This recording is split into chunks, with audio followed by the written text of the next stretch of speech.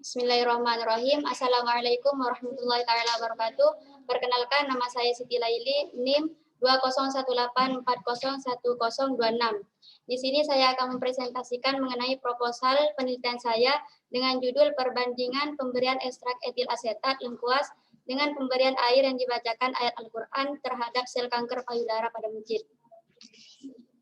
Nah, bab 1, latar belakang penelitian. Nah, yang melatar belakangi penelitian saya ialah karena banyaknya efek samping yang dialami oleh pasien kemoterapi pada pengobatan kanker. Nah, kanker itu sendiri merupakan pertumbuhan sel abnormal yang tidak terkendali di dalam tubuh. Salah satunya adalah kanker payudara. Kanker payudara ini merupakan penyakit yang berbahaya dan banyak membunuh manusia. Hal tersebut menyebabkan kanker merupakan masalah utama baik di dunia maupun di Indonesia dalam masalah kesehatan. Untuk saat ini, pengobatan untuk kanker diantaranya adalah radioaktif, pembedahan, dan kemoterapi. Nah, untuk metode kemoterapi ini ialah penggunaan obat-obatan yang diracik khusus. Namun, untuk pengobatan kemoterapi ini tidak spesifik hanya pada sel kanker saja. Akan tetapi, sel-sel normal juga diserang oleh pengobatan kemoterapi ini. Untuk sel-sel normal yang biasa dihancurkan oleh obat kemoterapi yaitu sel yang memiliki proliferasi yang cepat. Contohnya sumsum tulang belakang, rambut, folikel rambut, dan sel-sel pada saluran pencernaan yang dapat menyebabkan efek samping. Seperti contohnya pada gambar di samping, rambut rontok yang dapat menyebabkan botak, keriput, dan mual muntah. Nah, untuk saat ini banyak peneliti yang beralih pada penelitian pengobatan herbal untuk meminimalisir efek samping dari kemoterapi. Nah, berdasarkan beberapa penelitian, terdapat beberapa tumbuhan yang berpotensi sebagai senyawa anti kanker. Antara lain adalah genus Sclerodendron, dadap ayam, tumbuhan bepulo, mahkota dewa, bawang putih, dan lengkuas. Nah, lengkuas ini tergolong salah satu ekstrak yang sangat aktif. Hal tersebut dikarenakan kemampuan menghambat pertumbuhan sel kanker leukemia P388 sebanyak 50%. Terjadi pada konsentrasi ekstrak yang sangat rendah. Oleh karena itu, pada penelitian saya kali ini menggunakan ekstrak lengkuas. Nah, di sisi lain, sebagian masyarakat masih banyak yang dalam pengobatannya masih menggunakan istilahnya minta doa pada orang alim. Nah, terapi kesehatan dengan menggunakan ayat-ayat Al-Quran merupakan sebuah praktik pengobatan alternatif dengan menggunakan air yang telah dibacakan ayat-ayat suci Al-Quran, zikir, dan doa yang dianggap oleh masyarakat bahwa air tersebut mengandung keberkahan dan diyakini memiliki kemampuan khusus dalam menyembuhkan berbagai macam penyakit.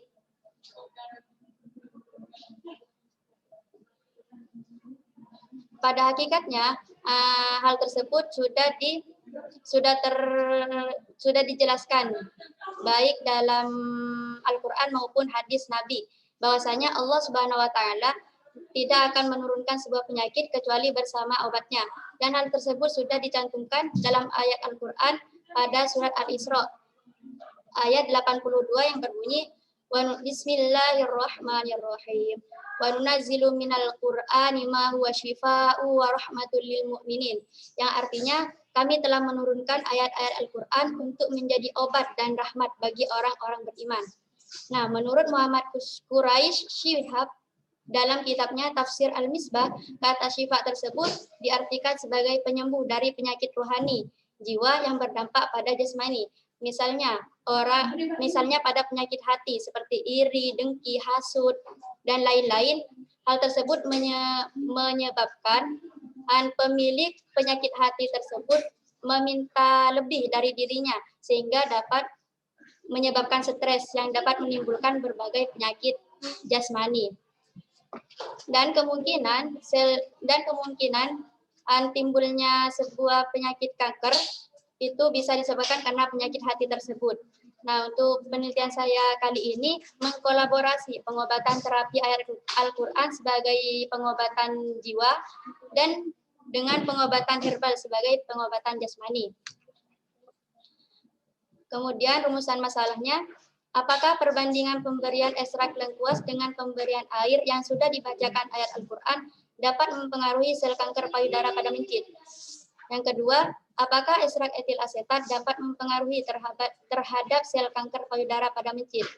Tujuannya, yang pertama, untuk mengetahui pengaruh pemberian ekstrak etil asetat lengkuas terhadap sel kanker payudara mencit. Untuk yang kedua, untuk mengetahui perbandingan pemberian ekstrak etil asetat lengkuas dengan pemberian air yang sudah dibacakan ayat Al-Quran terhadap sel kanker payudara pada mencit. Kemudian untuk manfaat penelitian, yang pertama, memberikan bukti ilmiah kepada masyarakat bahwa air yang sudah dibacakan ayat Al-Quran dapat mempengaruhi kesehatan tubuh, bahkan mempengaruhi sel kanker. Untuk yang kedua, menjadi bahan informasi kepada masyarakat bahwa pengobatan kanker menggunakan obat herbal lengkuas dengan terapi pemberian air yang sudah dibacakan ayat Al-Quran dapat meningkatkan efek sitotoksik terhadap pertumbuhan siklus sel kanker.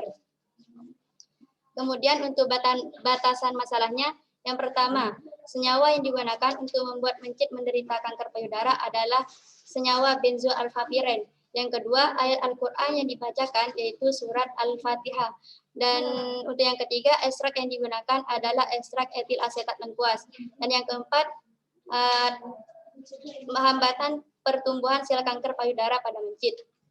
Kemudian untuk tinjauan pustaka, taksonomi dari lengkuas, kingdomnya Plantae, subkingdom Thraseobionta, superdivisi Spermatophyta, divisi Magniliophyta, kelas Liliopsida, subkelas Comelinidae, famili Zingiberaceae, genus Alpinia, spesies Alpinia galanga. Nah, untuk morfologi tanaman lengkuas sendiri, tanaman lengkuas memiliki batang semu yang tingginya dapat mencapai 2 meter dengan daun yang cukup rimbun dan panjang. Biasanya tumbuh dengan merumput dan juga sangat rapat. Selain itu, batang tumbuh dengan tegak yang tersusun dari beberapa pelepah-pelepah daun yang membentuk batang semu, berwarna hijau muda hingga tua. Batang muda ini akan keluar dengan bentuk tunas baru dari pangkal bawah hingga pangkal atas. Daun tanaman ini berwarna hijau, bertangkai pendek yang tersusun dengan selang-seling serta buah berbentuk bulat dan keras. Selagi masih muda berwarna hijau dan setelah tua berwarna merah kehitaman. Kemudian untuk kandungan senyawa kimia dari lengkuas, rimpang Alpina galanga ini mengandung saponin, flavonoid, polifenol, dan minyak atsiri. Setengah sampai 1% minyak atsiri yang terdiri dari sesquiterpen hidrokarbon, sesquiterpen alkohol sebagai komponen utama. Minyak atsiri terdiri dari 5,6 sinol, 2,6% metilsinamat, dan di samping itu terdapat pula walaupun dalam jumlah relatif kecil yaitu eugenol, galangol, gingerol, dan variofilenol. Selain minyak atsiri terdapat pula flavonoid, turunan quercetin, kaempferida, galangin, alpinin, isohamnetin, kaemferol, sterol, dan glikosida sterol. Kemudian untuk khasiat dari lengkuas ini, diantaranya adalah sebagai antibakteri, meringankan diare, anti jamur, antiinflamasi, antioksidan, dan mencegah mual. Dan berdasarkan penelitian oleh Hartono pada tahun 2009, lengkuas ini mengandung berbagai bahan aktif, di antara lain adalah asetoksikafikol asetat, di mana asetoksikafikol asetat ini mempunyai aktivitas anti kanker dan antioksidan pada siklus sel kanker manusia dan mencit yang transplantasi dengan sel tumor primer. Penghambatan yang terjadi diduga karena peningkatan apoptosis dan penurunan aktivitas proliferasi sel. Penghambatan ini dipengaruhi oleh jenis, usia, dan konsentrasi ekstrak lengkuas. Nah, ekstrak lengkuas dengan dosis 225 miligram per kilogram per hari sudah menunjukkan peningkatan indeks apoptosis dan penurunan aktivitas proliferasi sel. Maka dosis tersebut dapat digunakan untuk terapi kanker.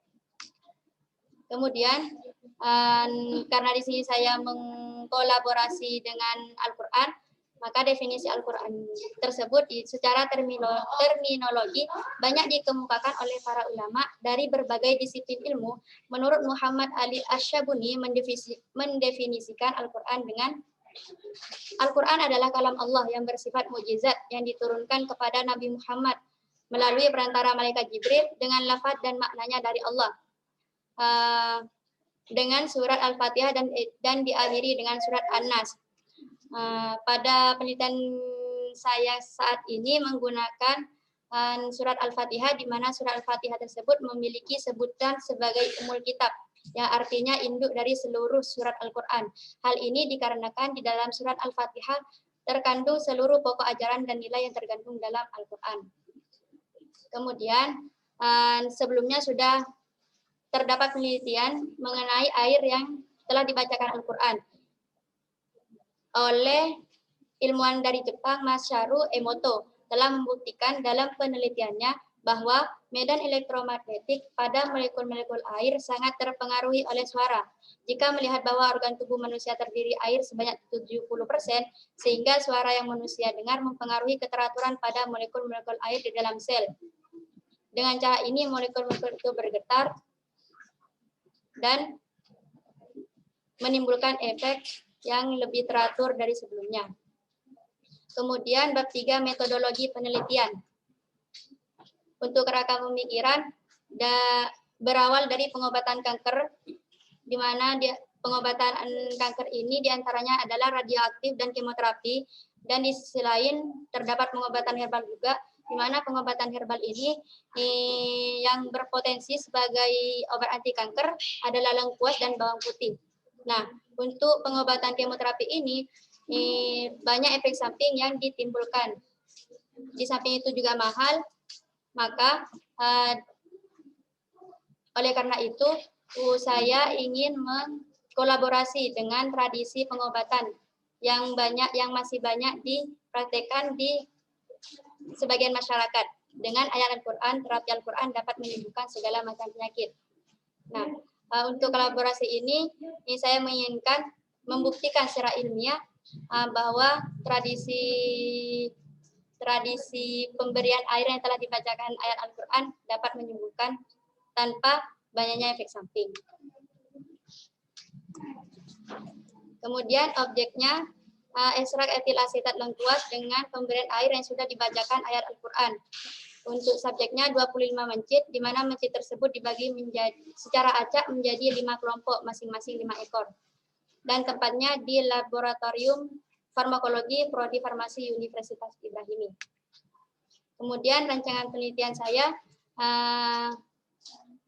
berupa eksperimental murni dengan rancangan acak lengkap pola searah dengan 5 perlakuan dan 5 pengulangan. Untuk yang pertama, mencit kontrol negatif tanpa diinduksi benzoalfapiren, dan untuk yang kedua, mencit kontrol positif yang hanya diinduksi benzoalfapiren.